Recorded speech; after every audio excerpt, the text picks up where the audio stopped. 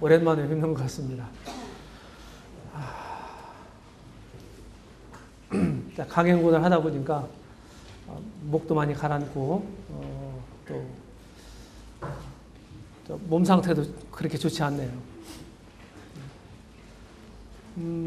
오늘은 이제 계시록 19장을 통해서 19장 상반 부분을 통해서 전반 부분 1절로 10절을 통해서 하늘의 축제와 어린 양의 혼인이라고 하는 제목으로 생각해 보겠습니다. 이미 우리가 18장을 통해서 바벨론이 완전히 멸망했죠. 큰 음녀와 또 적그리스의 제국이 멸망한 모습을 우리가 보았습니다. 이제 사도 요한은 하늘에서 큰 무리의 음성을 듣습니다. 하늘에 축제가 일어났어요.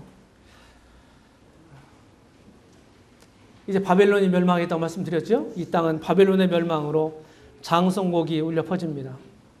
많은 부류의 사람들이 통곡을 합니다. 그런데 반면에 하늘에서는 천군 천사들의 팡파레가 울려 퍼지죠. 천곡 찬양대 우렁찬 찬양이 울려 퍼집니다. 핸델이라고 하는 유명한 음악가가 있죠. 그분이 이제 메시아라고 하는 이런 아름다운 곡을 작곡한 분인데 메시아 2부의 할렐루야라고 하는 그 부분이 있습니다. 할렐루야. 들어보셨나요? 조금 이따 제가 한번 들려드리겠습니다. 이 소리가 연발돼요.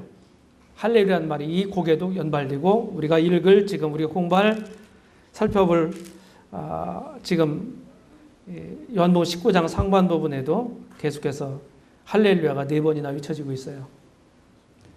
그런 가운데서 혼인잔치의 주인공인 신랑과 신부가 입장합니다. 신랑 입장, 신부 입장 이렇게 하잖아요. 축하객들의 박수 속에서 혼례식이 치러집니다. 그리고 신랑과 신부는 신혼여행을 떠나죠. 이게 이제 주님의 재림과 천년통치 그런 모습입니다. 이 본문에서 하늘의 허다한 무리들과 24장로들, 네 생물들이 즐거워하며 찬양해요. 이 계시록을 보게 되면은 하늘에 있는 장면들을 이제 종종 사도 요한에게 보여주는데 그럴 때마다 찬송 소리가 울려 퍼져요. 울려 퍼지는 이유를 보겠습니다. 19장 1절로 2절 우리가 본 것처럼 하나님의 능력이 악을 이겼습니다. 그 찬양이 울려 퍼집니다. 또 3절로 6절에 보게 되면은 하나님이 통치하시기 때문입니다. 하나님이 통치하시기 때문에. 성경의 가장 큰 주제가 사실은 하나님 영광이라고도 말하는데 그 말하고 이제 같은 말인데 하나님의 왕국이에요. 하나님의 주권을 존중하고 그 주권적인 통치에 기쁨으로 그 통치를 달게 받는 것. 이것이 사실은 모든 피조물들의 행복입니다. 우리가 전에는 그렇지 못했죠. 그 다음에 어린 양의 혼인 이야기 이르렀기 때문에 할렐루야가 또 외쳐지고 그 다음에 혼인잔치가 시작되면서 또 할렐루야가 외쳐집니다. 여기 우리 본문 계시록 19장 앞부분에서 4번 할렐루야가 나와요. 4번 할렐루야. 찬양된 모습이죠. 할렐루야 합창이 있습니다. 이 할렐루야라고 하는 말 아주 익숙한 단어입니다. 세계 어디를 가도 뭐 공통 언어가 있다고 그러죠. 그죠? 할렐루야하고 아멘이란 말일 겁니다. 그렇죠? 할렐루야하고 아멘이란 말. 이 말이 원래 그 히브리어입니다. 이스라엘 말이에요. 하나님을 여호와를 찬양하라 하는 의미입니다. 너희는 여호와를 찬양하라. 신약 성경에는요. 오늘 우리가 살펴보고자 하는 여기 계시록 19장 앞부분에만 할렐루야라는 말이 4번 사용돼요. 다른 데는 없어요. 신약에. 구약에는 굉장히 많지 않습니까? 특별히 시편 같은 데 보면 할렐루야. 4번 할렐루야. 여기 4회 사용됐기 때문에 4번 할렐루야 이렇게 이제 제목을 붙여봤어요. 자, 우리 19장 1절부터 몇 절을 읽어보겠습니다. 이일 후에 내가 들으니 하늘에 허다한 무리의 큰 음성 같은 것이 있어 가로되 할렐루야 구원과 영광과 능력이 우리 하나님께 있도다. 그의 심판은 참되고 의로운지라 음행으로 땅을 더럽게 한 큰 음녀를 심판하사 자기 종들의 피를 그의 손에 갚으셨도다 하고 두 번째 가로되 할렐루야 하더니 그 연기가 세세토록 올라가더라. 또 24장로와 네 생물이 엎드려 보좌에 앉으신 하나님께 경배하여 가로되 아멘 할렐루야 하니 보좌에서 음성이 나서 가로되 하나님의 종들 곧 그를 경외하는 너희들아 물은 대수하고 우리 하나님께 찬송하라 하더라. 또 내가 들으니 허다한 무리의 음성도 같고 많은 물소리도 같고 큰 뇌성도 같아서 가로되 할렐루야 주 우리 하나님 곧 전능하신 이가 통치하시도다. 우리가 즐거워 크게 기뻐하여 그에게 영광을 돌리세. 어린 양의 혼인기약이 이르렀고 그 아내가 예비하였으니 그에게 허락하사 빛나고 깨끗한 세마포를 입고 하셨은즉 이 세마포는 성도들의 옳은 행실이로다 하더라. 여기까지만 읽겠습니다. 첫 번째 할렐루야를 보겠어요. 첫 번째 할렐루야. 이 할렐루야가 이제 여기 하늘에 허다한 무리의 큰 음성 같은 것이 있어 가로되 허다한 무리의 큰 음성이라고 그랬어요. 이 음성이 어떤 것이겠습니까? 여기서는 이제 구원의 하나님을 찬양합니다. 늘 우리 찬송의 대상은 누구입니까?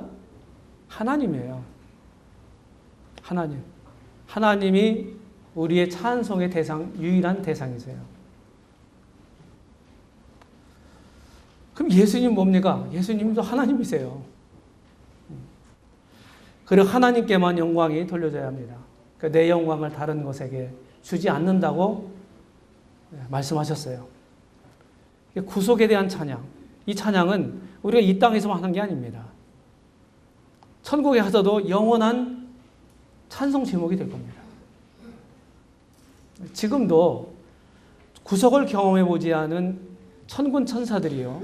얼마나 우리가 받은 이 구원에 대해서 관심을 갖고 있는지 지금도 살펴보기로 원한대요.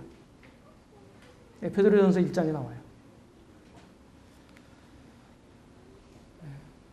영원토록 하늘에서 이 구속에 대한 찬양이 울려 퍼지게 될 겁니다. 그 다음에 두 번째 할렐루야는 2절로 3절에 있는데요. 그의 심판은 참되고 의로운지라 그러면서 큰 음녀와 바벨론, 이 바벨론의 멸망을 지금 찬양하고 있어요. 불의, 불신, 죄악을 징벌하시는 공의의 하나님. 이런 거룩한 하나님을 지금 찬양하고 있습니다. 하나님이 찬양을 받으셔야 마땅하십니다. 그래서 그분의 속성을 우리가 잘 묵상하면 우리가 다양한 찬양을 할 수가 있어요. 우리 예배를 드릴 때 예배하는 그런 표현하는 방법이 사실은 찬양과 감사입니다. 찬양과 감사. 찬양하고 감사하고 어떻게 다른가요? 우리가 그걸 굳이 구분하자면 찬양은 하나님의 어떠하심과 관계가 있는 것입니다. 감사는 그분이 하신 일과 관계가 있는 것입니다. 이 정의가 옳다면 그분이 나를 위해서 해주신 일보다 그분 자체만으로 찬양하는 것이 더 수준 높은 예배입니다. 다시 말해서 내게 무엇인가를 해주셨기 때문에 내가 그분께 감사하고 예배하지 않습니까? 전부 그렇게 시작해요. 누구나. 우리에게 구속을 주셨기 때문에.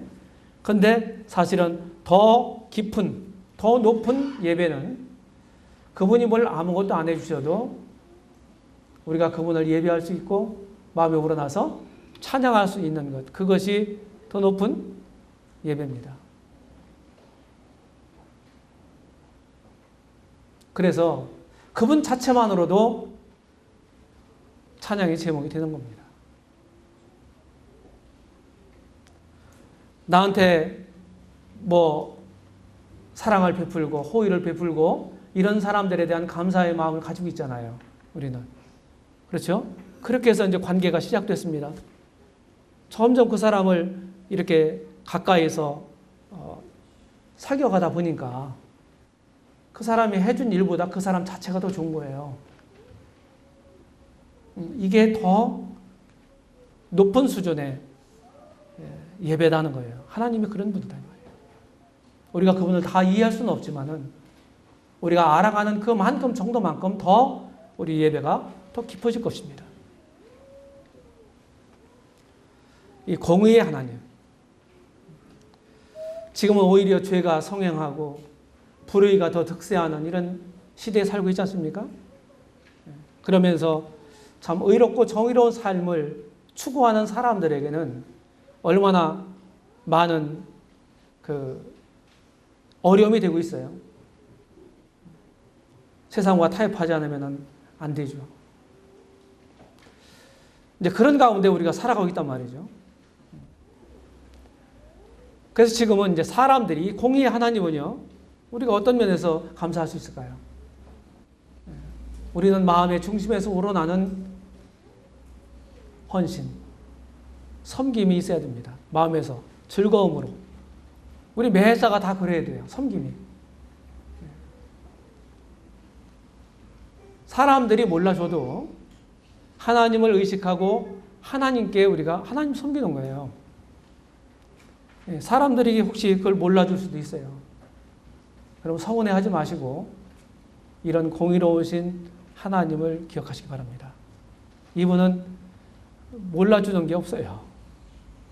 다 아십니다, 이분은. 그래서 그런 주님을, 그런 하나님을 우리가 의지하고 바라보고 섬겨가는 것입니다.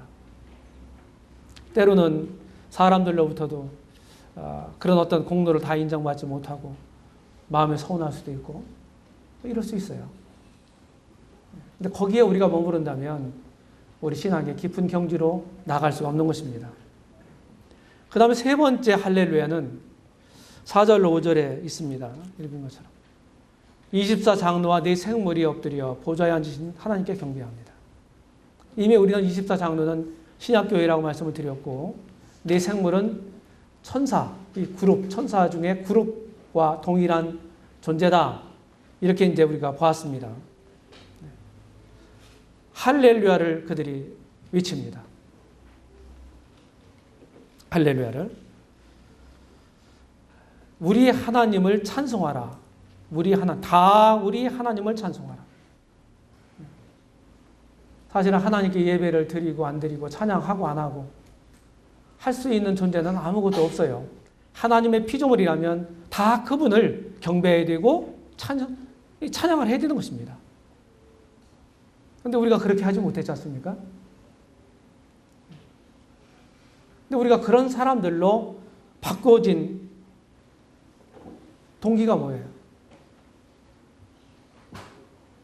하나님 알 예수 그리스도를 통해서 우리가 구원을 경험했을 때예요.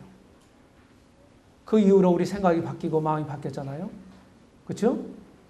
생각이 바뀌니까 뭐가 바뀌어요? 말이 바뀝니다. 언어가 바뀌어요. 행동도 바뀝니다. 행동이 바뀌다 보니까 어떻게 돼요?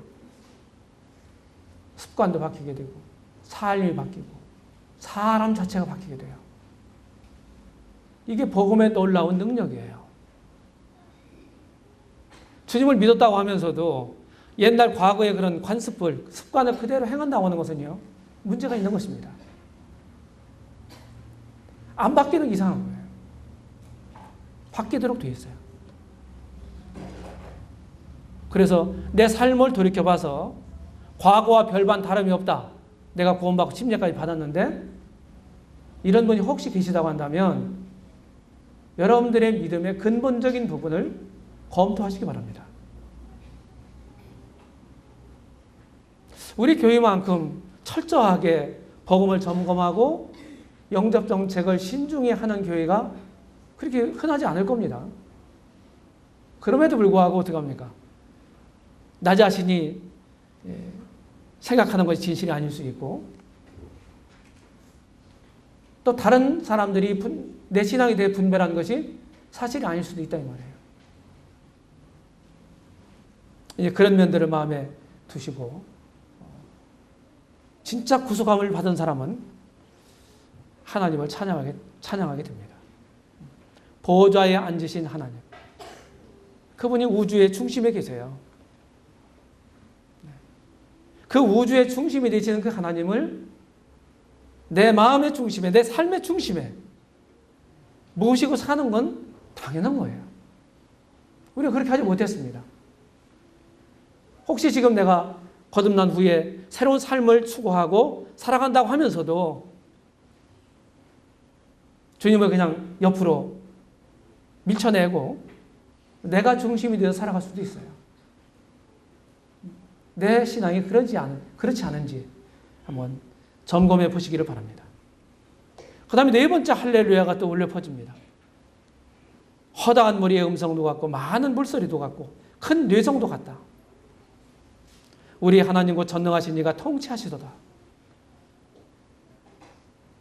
에덴 동산에서도 하나님 모든 것들을 만들어 놓으시고 하나님이 통치하셨어요. 사람도 하나님의 통치를 즐겨 받고 있었습니다. 그런데 그 하나님의 주권에 대해서, 하나님의 통치에 대해서 반역한 것입니다. 에릭 사워는 죄를 뭐라고 표현한지 아십니까?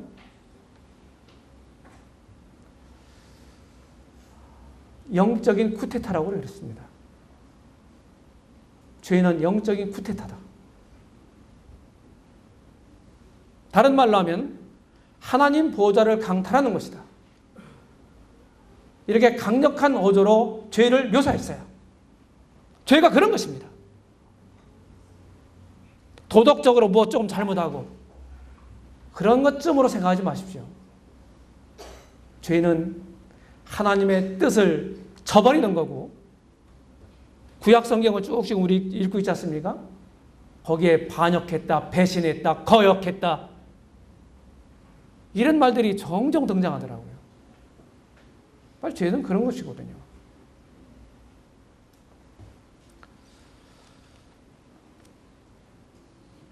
하나님, 우주의 중심이 되신 하나님을 내 삶의 중심에 모셔오는 것, 이게 믿음입니다.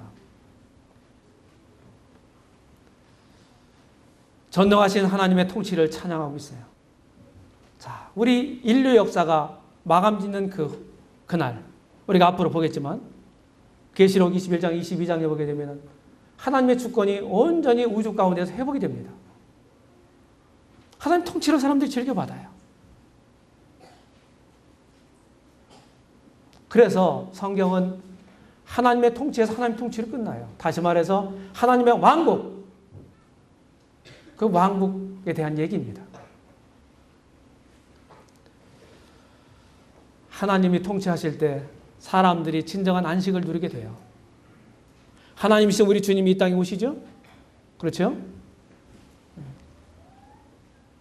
뭐 초림 때처럼 유약한 모습으로 오시는 게 아닙니다. 우리가 다음번에 보겠지만 주님의 재림에 대해서 아주 위풍당당한 모습으로 오세요. 그런 주님을, 그런 재림주를 누구도 거역할 수 없습니다. 자기 땅에 자기 백성이 영접지 않았었죠? 초림 때는요? 근데 재림 주님은 결코 그럴 수가 없어요. 그리고 그분의 다스림을 받는 그 나라가 사실은 1000년 동안 통치한다 그래서 천년왕국이라고 합니다. 그리스도의 왕국입니다. 그때 인류 역사 이래로 가장 살기 좋은 나라가 됩니다. 살기 좋은 세상이 돼요. 왜? 주님이 정치를 잘하시니까. 거기에 참된 안식이 있고 쉼이 있고 그리고 행복이 있습니다. 네 번 할렐루야는 구원에 대한 찬양으로 시작해서 하나님의 통치에 대한 찬양으로 끝나요. 다시 말해서 우리를 구원하신 목적은 하나님의 주권을 우리 안에서 회복하시는 것. 그래서 하나님께 영광을 돌리고 우리들에게는 진정한 평안을 소유하도록 하는 것, 누리도록 하는 것. 이것이 우리 구속하신 목적이에요.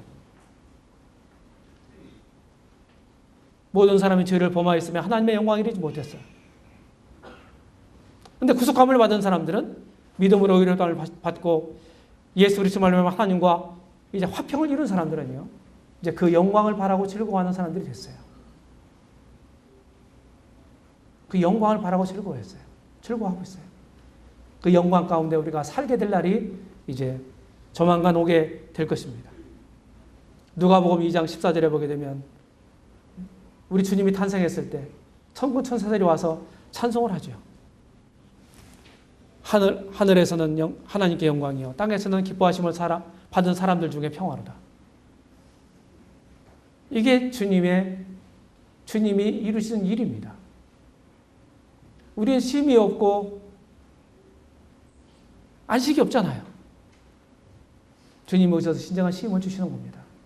그러니까 주님을 진짜 의지하는 사람은요, 내 삶에 어떤 풍파가 와도, 풍랑에 휘몰아쳐도 마치 고물을 베고 주님이 편안하게 주무시는 그 주님처럼 평안할 수가 있는 것입니다. 왜? 주님께 맡길 수 있기 때문이죠. 믿음은 뭡니까? 다른 말로 하면 신뢰예요. 신뢰. 맡기는 것입니다. 의탁하는 거예요. 여전히 주님을 믿노라 하고 우리가 맡기지 못하고 안다라는 경우가 얼마나 많아요? 뭐가 내가 생각하는 게 잘 안 되면 계속 안절부절합니다. 그게 사실은 믿음을 가진 사람의 행동은 아니죠. 태도는 아니에요. 하늘에서 이런 우렁찬 할렐루야가 연발됩니다. 나중에 주인 만났을 때도 우리가 그렇게 하게 될 겁니다. 그 다음 두 번째 단락에서 7절부터 10절까지 보시면 어린 양의 혼인이 나옵니다. 그렇죠? 어린 양의 혼인. 결혼한다고 하는 것은 참 좋은 거죠? 그때 뭐 오는 사람이 별로 없더라고요. 전부 즐거워하고 혼인집에 가서는 가끔씩 신부나 신부 부모들이 좀 눈물을 흘리는 경우는 가끔 있지만은 그게 이제 슬퍼서 그런 건 아니라고 생각해요. 여기 결혼해본 분들 결혼식장에 혹시 우셨습니까? 우신 분들 한번 손 들어보세요.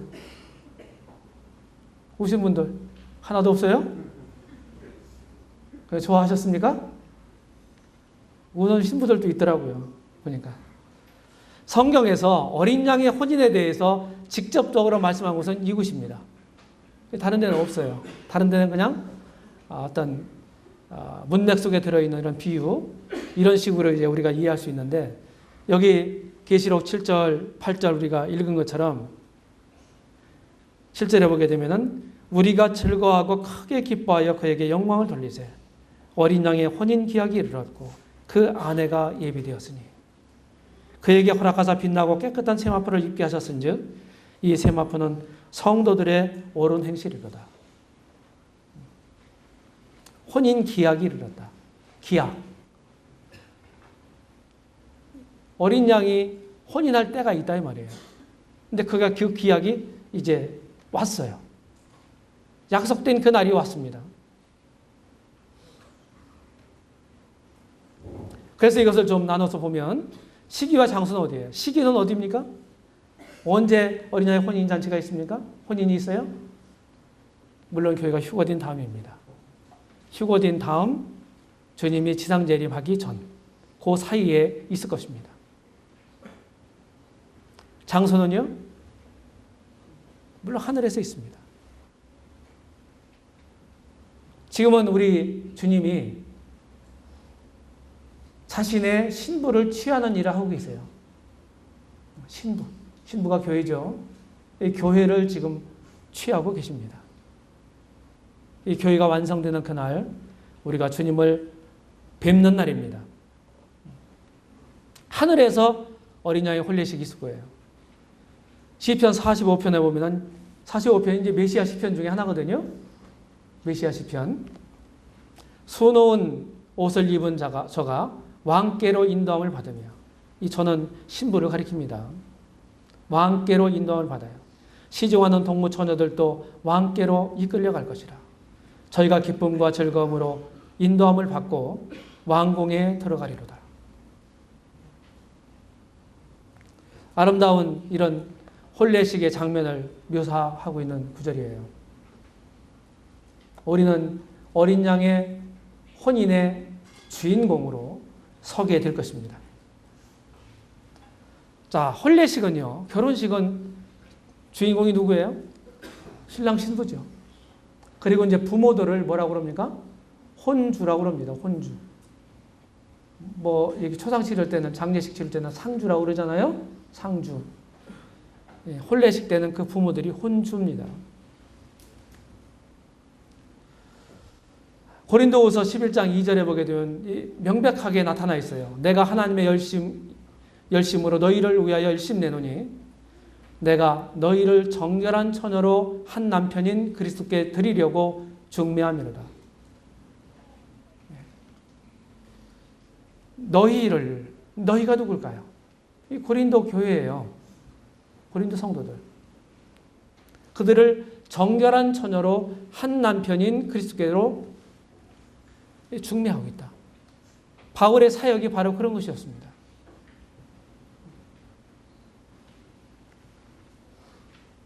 중매를 많이 해보셨나요? 중매를 한 건이라도 성사시키는 분 한번 손 들어보세요. 손 들어보세요. 번쩍 손 들어보세요. 중매 성사시킨 분들 별로 없네요.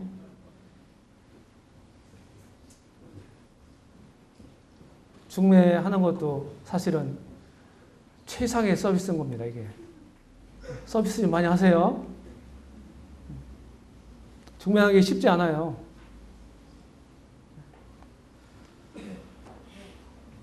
아내들아, 남편들아, 이렇게 에베소서 5장 25절 이하에서 말씀한, 22절 이하에서 말씀한 바울이 뭐라고 얘기해요?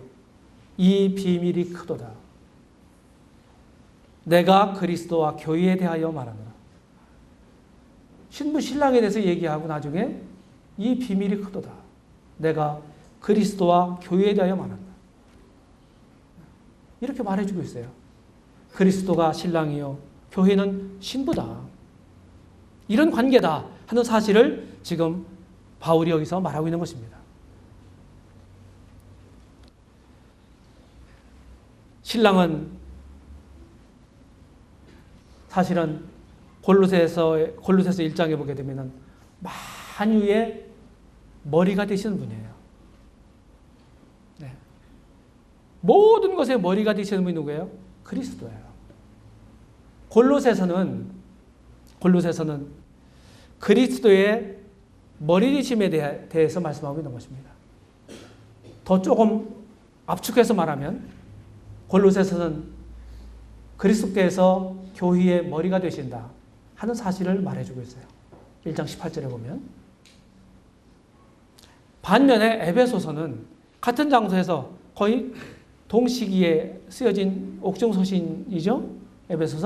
에베소서는 그리스도의 신부인 교회에 대해서 말씀하고 있습니다. 그리스도의 몸된 교회. 그게 큰 주제예요. 우리 주님은 우주의 중심이 되세요. 만유의 머리가 되십니다. 이분이 우리들의, 다시 말해 교회의 머리가 되시고 교회의 신랑이 되신다는 거예요. 이런 관계예요.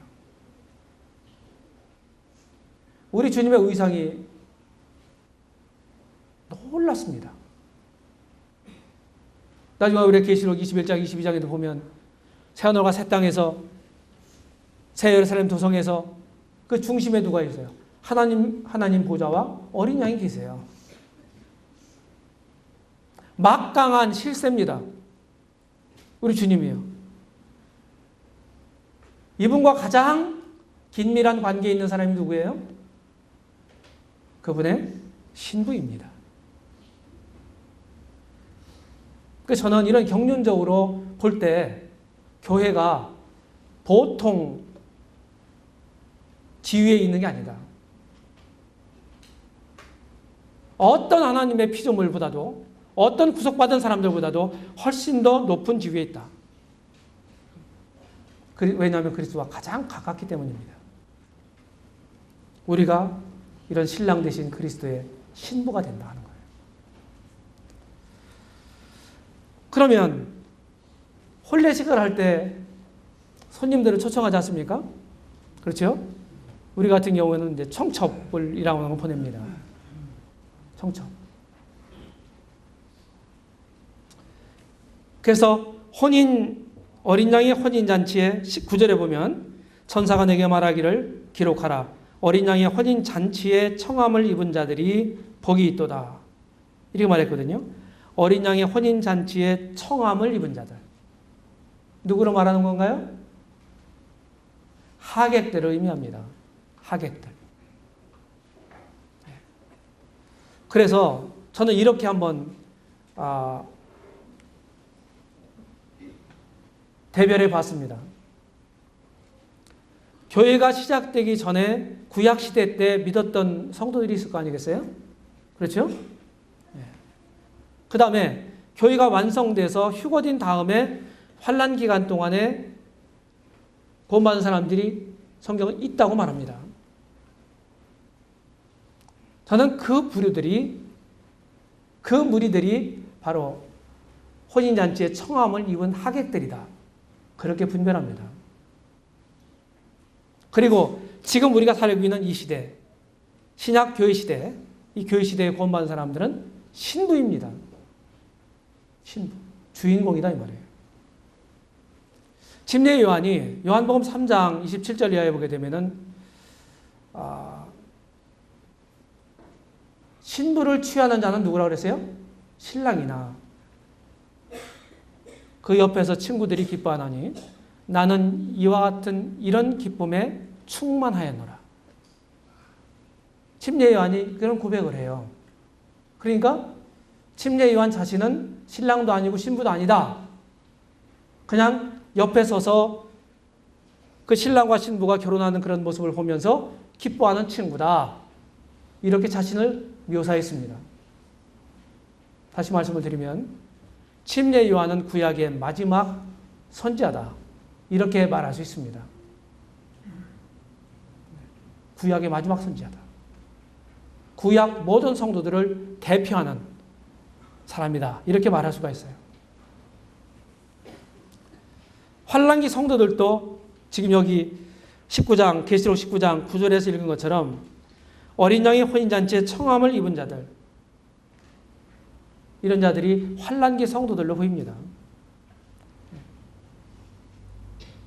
그래서 하나님 속에 감추었던 비밀의 경륜인 이 교회 시대에 우리가 사실은 하나님이 깜짝 드러낸 거거든요. 구약의 선지자들에게 전부 감추셨어요. 어떤 선지자들도 교회에 대한 계시를 받지 못했습니다. 바울이 그것을 직언하죠. 다른 세대의 아들들에게는 교회에 대해서 보여주지 않으셨다는 거예요. 우리가 지금 그 수혜를 입고 있는 것입니다. 유대인과 이방인의 높은 장벽이 있었죠. 구약시대 때는. 그렇죠? 로마서 9장 초반 부분에 있는 것처럼 유대인들이 이스라엘이 얼마나 많은 특권을 가지고 있습니까? 그런데 이방인들은 없었단 말이에요. 그런 이방인 우리가 이렇게 말세 지말에 태어나서 주의 복음을 듣고 구원받았다고 하는 것, 교회의 지체가 됐다고 하는 것, 어린 양의 신부가 됐다고 하는 사실, 이거야말로 감격스러운 일입니다. 너무 우리가 무지해서 우리가 지금 받고 있는, 우리가 가지고 있는 하나님 내려주신 은혜, 이 복에 대해서 너무 무지해요. 마땅히 드려야 될 감사를 우리가 다 못하고 있는 것입니다. 마땅히 섬김을 못하고 있는 거예요. 감사가 큰 사람일수록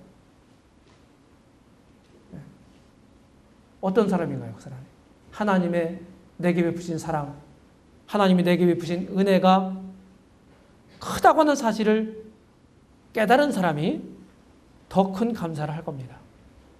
그 사람이 더 큰 헌신을 하게 될 거예요. 틀림없습니다. 그래서 사실은 하나님의 은혜를 깨닫는 정도가요, 우리 신앙생활에 굉장한 영향을 끼칩니다. 하나님이 내게 어떤 사랑을 베푸셨는지, 은혜를 베푸셨는지, 내가 어떤 사람이었는지 전에 이런 것들을 한번 말씀을 통해서 잘 자신을 비춰보시기 바랍니다. 그러면 하나님의 은혜의 깊이, 높이가 아마 측량이 될 거예요.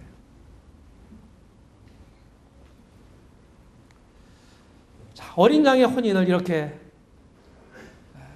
표를 한번 만들어서 정리했습니다. 신랑은 누굽니까? 신부를 얻기 위해 자신의 몸을 값으로 지불하신 예수 그리스도시죠. 신부는요, 그런 그리스도에게 구속되어 정결한 처녀로 자신을 단장하며 정혼남을 기다리는 교회입니다. 지금 정혼 관계에 정혼. 정혼이란 말은 혼인하기로 정했다는 뜻입니다. 정할 정자. 우리말로 약혼이라고 하는 말을 많이 쓰죠. 약혼. 우리가 생각하는 약혼하고 성경에서 말하고 있는 약혼, 정혼하고는 좀 차이가 있어요. 구성력이 훨씬 더 강합니다. 성경의 약혼이요.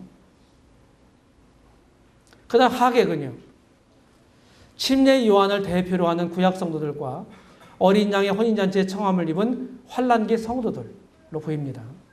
시기는 교회가 휴거되어 그리스도의 심판대를 거친 환란기 중후반 정도 될 거다, 이렇게 봅니다.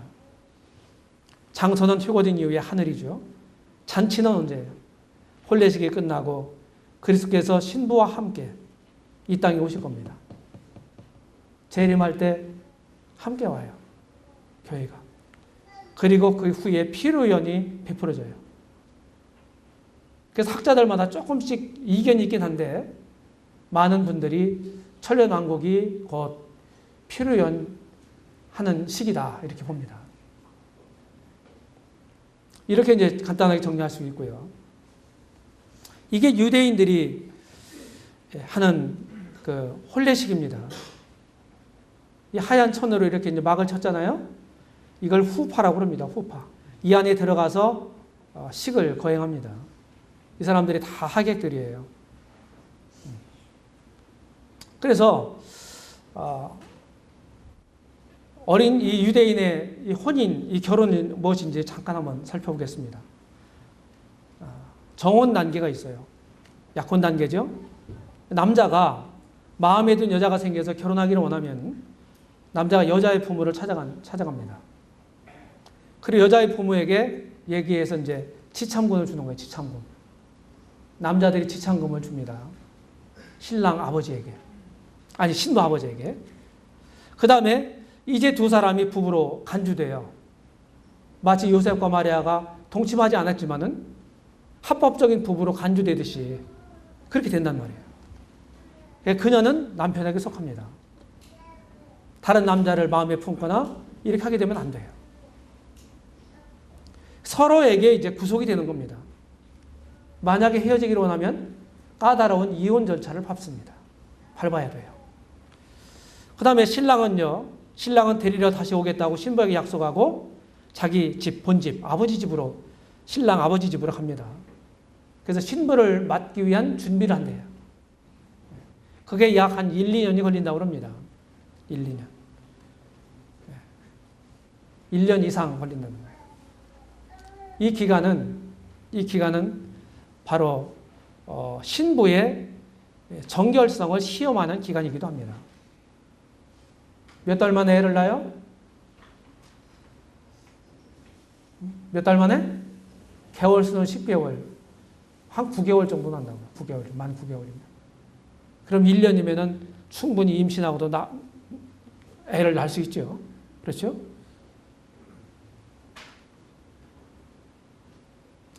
그 다음에 이제 결혼 예식이, 결혼 단계가 있어요. 그 결혼식 전까지는 신부는 순결을 지켜야 했습니다. 우리가 살고 있는 이 시대는 많이 이런 것들이 이제 무너져 있지만, 형식도 굉장히 중요해요. 형식을 요새 사람들 굉장히 무시하거든요. 형식은 내용을 담는 그릇입니다. 형식은 내용을 담는 그릇이에요. 서로 사랑하면 되지 뭐. 남녀 간에 그냥 같이 잠도 자고 막 이렇게 하는 게 아주 답한 사람 말이에요. 그렇진 않아요. 결혼식은요,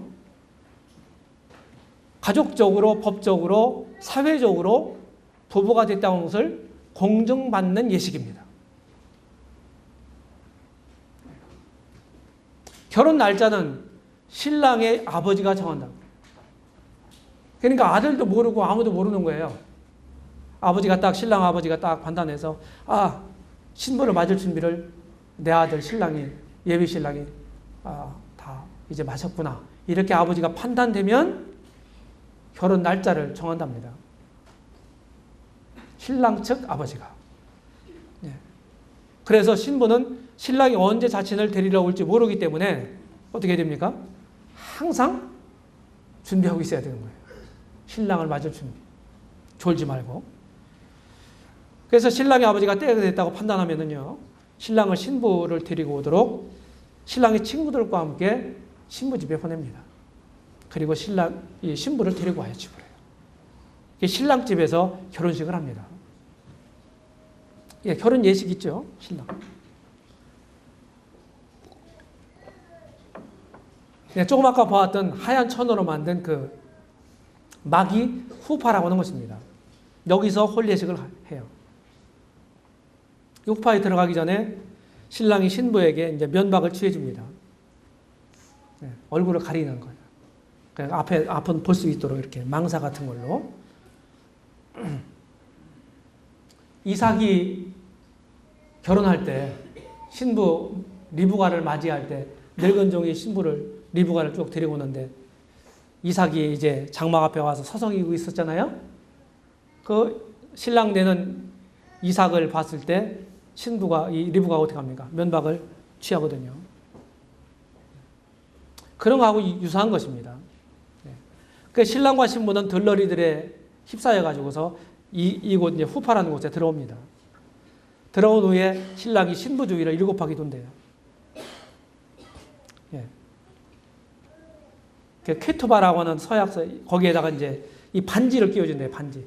근데 이들이 결혼식 때 나누는 반지는 뭐 다른 보석 같은 걸 이렇게 박은 게 아니고 그냥 순수한 그런 거예요. 그게 이제 그것도 의미가 있다고 하는데 아주 온전한 사랑을 의미한다고 합니다. 그 다음에 쾌투바라는 서약서에다가 신랑이 사인을 해서 신부에게 넘겨줘요. 나는 평생 동안 신부를 사랑하고 지킬 거다. 제가 이제 주례를 몇 쌍을 해봤는데, 대개 본인들 보고 써보라고 그래요. 서약서를. 그 써보라고 하니까 좋더라고요. 본인들이 알아서 이제 다 문구를 만들 거 아니겠어요?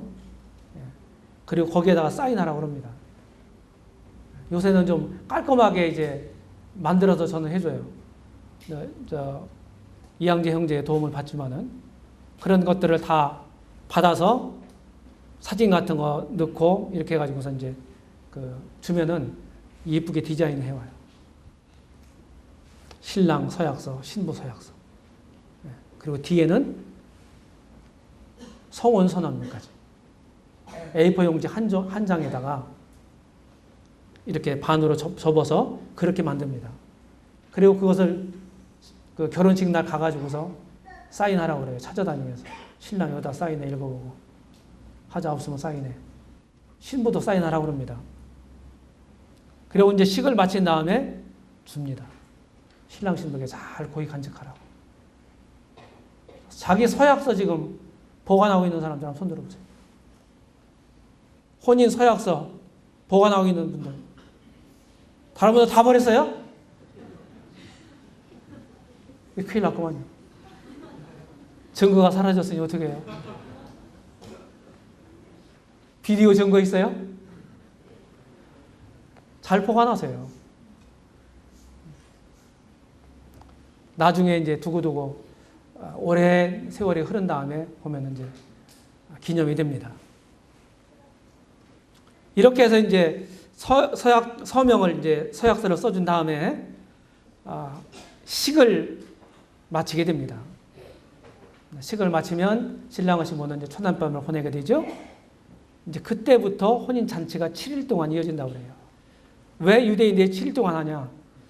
야곱이 레아라고 하는 첫째 부인을 택했을 때 그 7일간 이렇게 했잖아요. 그러니까 거기에서부터 비롯됐다고 합니다. 다 이제 각 종족마다 이런 결혼식 이런 그 풍습이 있습니다. 관습이 있어요. 다 특징들이 있어요. 이렇게 이제 그 우리 주님과 교회, 그 유대인들의 혼인 그 규례, 이거하고 한번 이렇게 이제 대입해서 한번 생각해 보겠습니다. 마음에 든 여자가 생겨서 결혼하기 원하면 남자가 여자의 부모를 찾아가죠. 이게 이제 우리 주님의 초림과 같은 것입니다. 여자의 부모에게 지참금을 지불해요. 그게 뭡니까? 자기 생명으로 우리 주님이 속전을 지불했죠. 목숨값으로. 이제 두 사람이 부부로 간주되고 그녀는 남편에게 속합니다.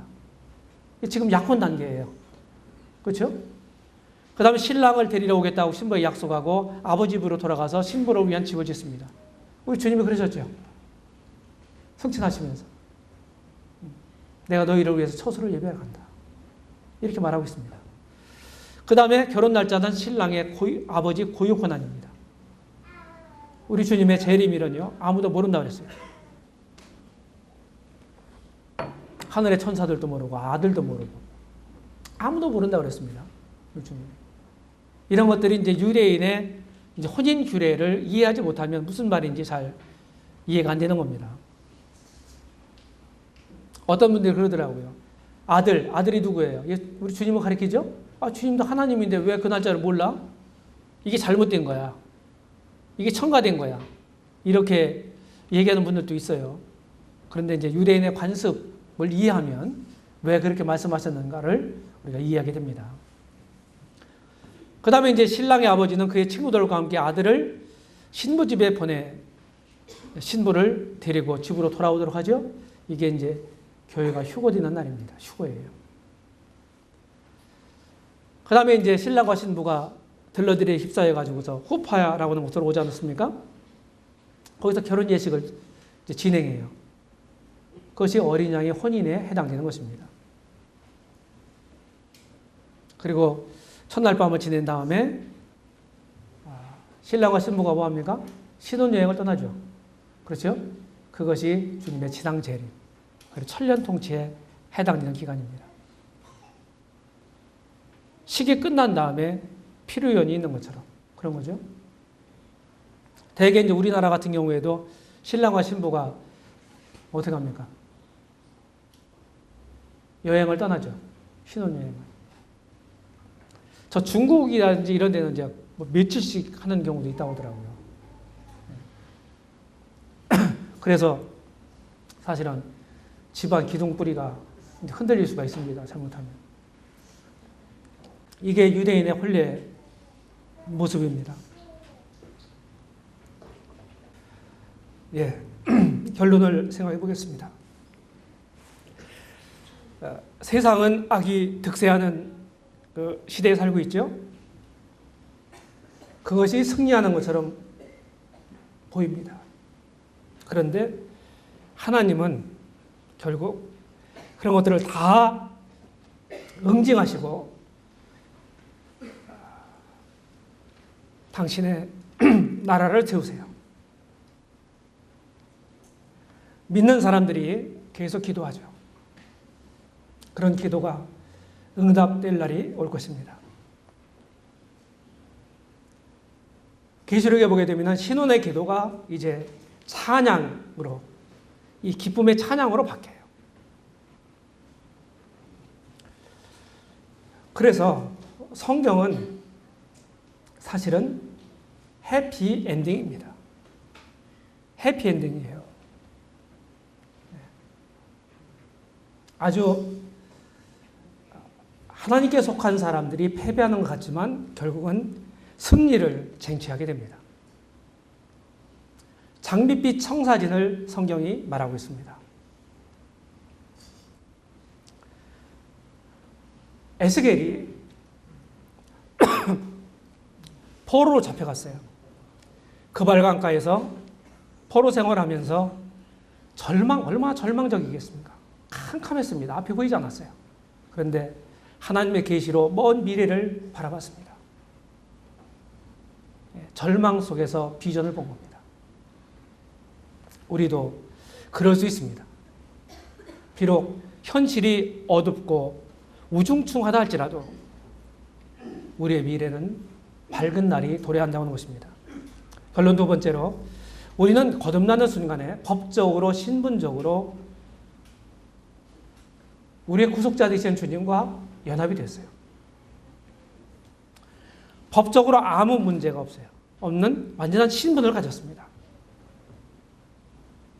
교회는 그리스도의 정혼자입니다.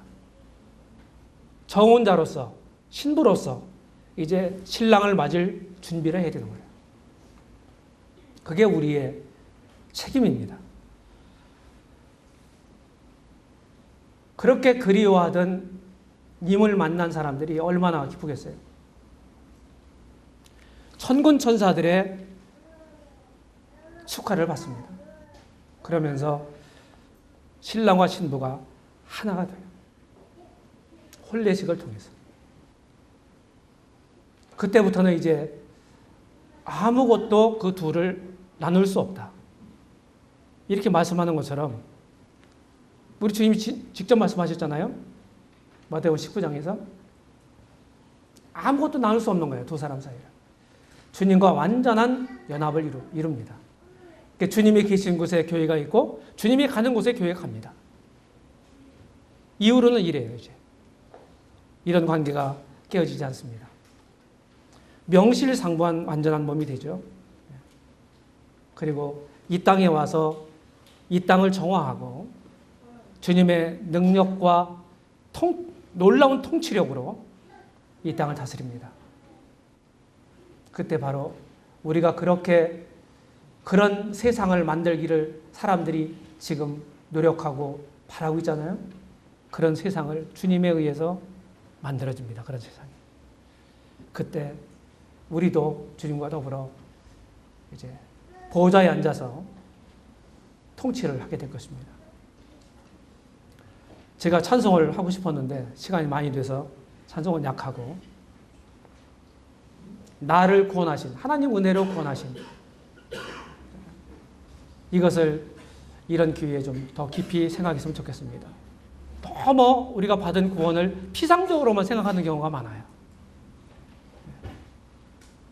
늘 우리 신앙이 회복되려면요, 근본으로 돌아가야 돼요. 근본. 그래서 저는 이런 표현을 씁니다. 신앙이 내가 스스로 안 좋다고 생각하면 나를 위해서 피 흘려 죽으신 그 골고다로 내가 올라가야 된다. 십자가 밑에 내가 무릎을 꿇고 그것을 묵상할 때 우리 마음이 회복이 되고 감격하게 될 겁니다. 거기서 비로소 새로운 삶이 시작되는 것입니다. 기도하겠습니다.